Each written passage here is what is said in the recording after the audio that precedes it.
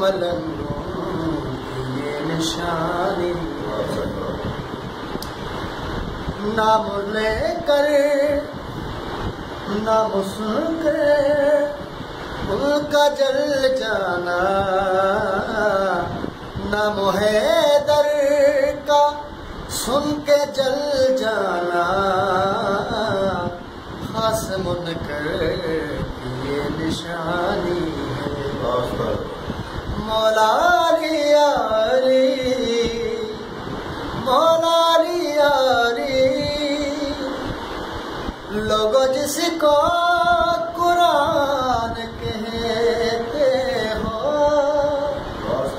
और सुबह शाम जिसे पढ़ते हो, रब अकबर ने शायरी करके लिखी बजतन की कहानी। हज करने को काबे जाते हो, ठोकरें खा कर लौट आते हो। जब नहीं प्यार मेरे मौला से,